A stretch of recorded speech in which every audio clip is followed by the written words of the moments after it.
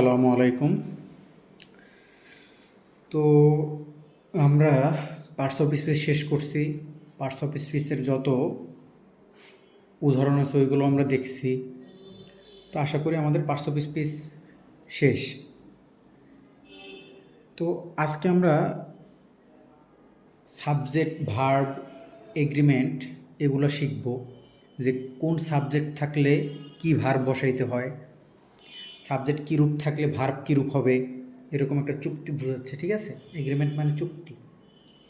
তাহলে দেখো, এই সাবজেক্ট, ভার্ব, এগ্রিমেন্ট, এই জিনিসগুলো আসলে মূলত কী? তো আমরা এগুলারে রুল আকারে, তো আমরা এগুলারে এক একটা নিয়ম আকারে শিখব। তো সাবজেক্ট সম্পর্কে আমরা আগে জানি, ভার্ব সম্পর্কেও আমরা আগে জানি, আর এগ্রিমেন্ট অর্থ তো মনে করো একটা চুক্তি বোঝাচ্ছে, যে এরকম সাবজেক্ট হইলে এরকম ভার্ব হবে। তো সেইটা এখন দেখো 1 নম্বর রুলে কী আছে। প্রথমে বলছে যে সাবজেক্ট যদি সিঙ্গুলার হয় তাহলে কি হবে, ভার্বও সিঙ্গুলার হবে। বলছে কি সাবজেক্ট যদি সিঙ্গুলার হয় তাহলে ভার্ব কি হবে, সিঙ্গুলার হবে। আবার বলছে সাবজেক্ট যদি প্লুরাল হয় ভার্ব কি হবে, প্লুরাল হবে। এখানে দেখো, সাবজেক্ট যখন সিঙ্গুলার হবে তখন ভার্বের সাথে এস বা ইএস যুক্ত হবে।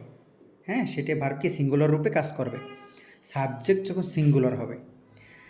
আর সাবজেক্ট যখন প্লুরাল হবে সেখানে ভার্বের বেস ফর্ম বসবে। সেখানে ভার্বের কী ফর্ম বসবে, বেস ফর্ম বসবে। ঠিক আছে, ভার্বের বেস ফর্ম বসবে, কিন্তু সেটা কি প্লুরাল রূপে কাজ করবে। কেন, সাবজেক্ট প্লুরাল আছে। তাহলে আমরা এখন দেখব যে সাবজেক্ট সিঙ্গুলার কোনটা, সাবজেক্ট প্লুরাল কোনটা, এবং সেই অনুযায়ী ভার্ব এবং ভার্বের প্লুরাল সিঙ্গুলার বসাবো। ঠিক আছে, এখন দেখো কি বলছে, দি বয় রানস ফাস্ট।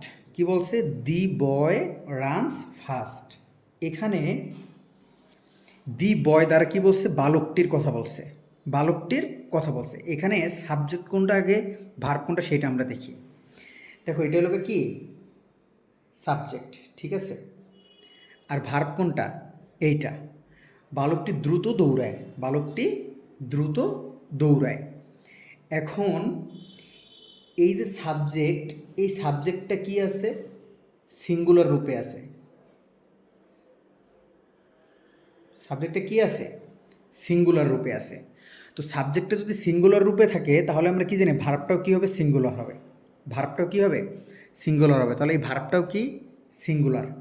আর ভার্বটা যদি সিঙ্গুলার হইতে হয় ভার্বের সাথে কি এস বা ইএস যুক্ত হবে। তাহলে কি এখানে এস আছে, আছে। তাহলে এটা কি, রানস ফাস্ট, দি বয় রানস ফাস্ট। মনে রাখবে এখানে, যে এখানে তো আমি লাইনটা মধ্যে যে ওয়ার্ডটা হবে, ভার্বটা হবে, সেটা লিখে দিছি। তো এইখানে কিন্তু আগে থাকবে রান, তারপর থাকবে রানস, তারপর থাকতে পারে রান। ঠিক আছে, ভার্বের পাস্ট ফর্ম, প্রেজেন্ট ফর্ম এগুলো দিয়ে দিতে পারে। তখন তুমি বুঝবা যে সাবজেক্ট যেহেতু সিঙ্গুলার আছে তাহলে ভার্বটাও কী হবে, সিঙ্গুলার হবে। ঠিক আছে, এখন দেখো পরেরটায়, শি রাইটস এ লেটার।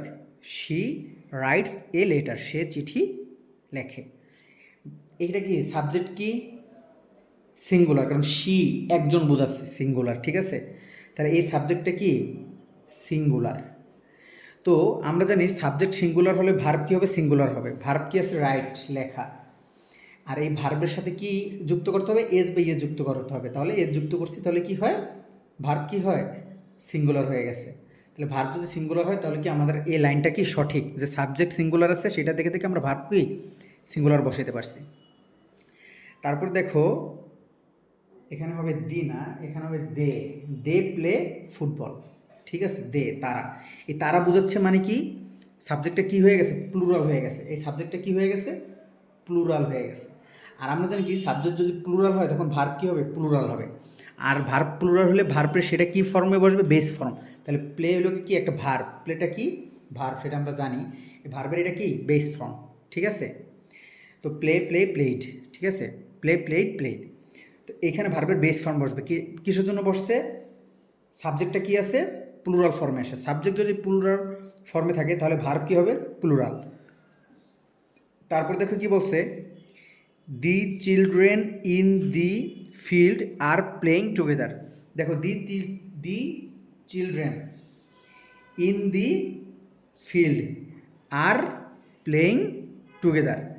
এখানে কি আছে যে শিশুরা কি করছে, খেলতে আছে। শিশুরা কি করছে, খেলতে আছে।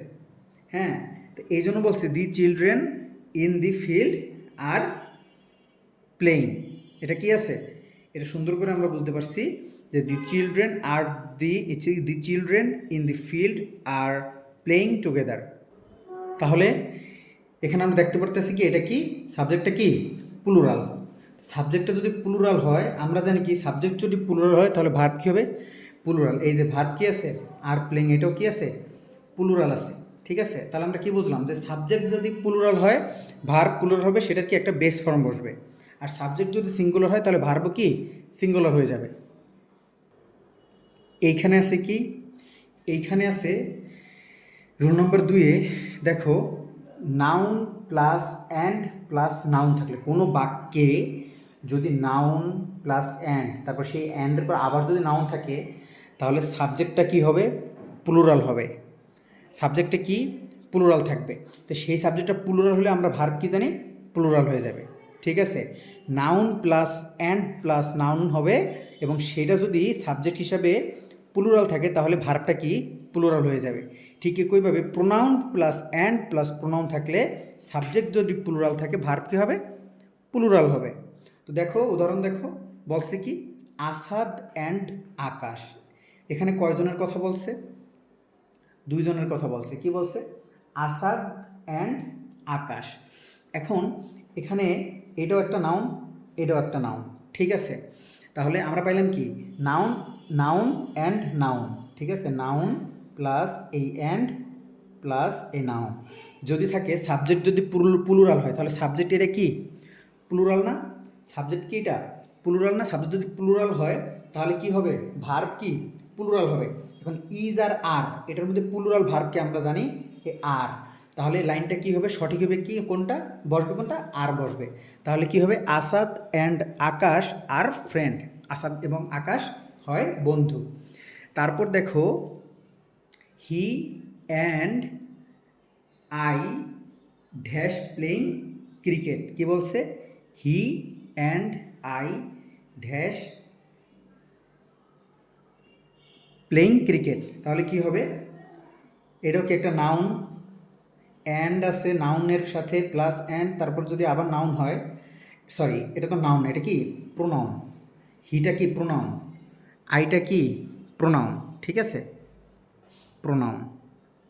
তো হি অ্যান্ড আই যদি প্রোনাউন থাকে এবং সাবজেক্ট যদি প্লুরাল হয় ভার্ব হিসাবে কি হবে, প্লুরাল বসবে। তাহলে কোনটা বসবে, আর। তাহলে আমরা আর টিক দিব বা আর বসাবো, যে হি and I are playing cricket. আমরা কি করছি, ক্রিকেট খেলছি। তারপর কি আছে, তারপর আছে he and she dash learning English. তাহলে তোমরা কি বুঝবা, হি অ্যান্ড শি কি আছে, প্রোনাউন আছে। ঠিক আছে, এটাও কি একটা প্রোনাউন, শিটাও কি একটা প্রোনাউন। তাহলে আমরা জানি কি pronoun plus and plus pronoun যদি থাকে তাহলে pronoun plus and plus pronoun থাকলে সাবজেক্ট যদি প্লুরাল হয় তাহলে এটা কি প্লুরাল, প্লুরাল হয়েছে কারণ কি 2 জন বলছে। ঠিক আছে, সাবজেক্ট যদি প্লুরাল হয় তাহলে ভার্ব কি আসবে, প্লুরাল হবে। তাহলে কি হবে, হি অ্যান্ড শি, এই দুটো কি, এই দুটো হলো প্লুরাল। এই প্লুরাল হইলে তাহলে আমরা ভার্ব হিসাবে কি হবে, আর হবে। ঠিক আছে, he and she are learning English, তারা কি ইংলিশ শিখতেছে। তারপর দেখো ব্রাজিল ড্যাশ হ্যাজ বা হ্যাভ বা ড্যাশ বলতে পারো won the world cup 5 time. এখন দেখো এই ব্রাজিলটা কি, এই ব্রাজিলটা হইল গা সিঙ্গুলার বুঝাইছে, সাবজেক্টটা কি সিঙ্গুলার। ঠিক না, এখানে তো আর কাউকে বোঝায় নাই।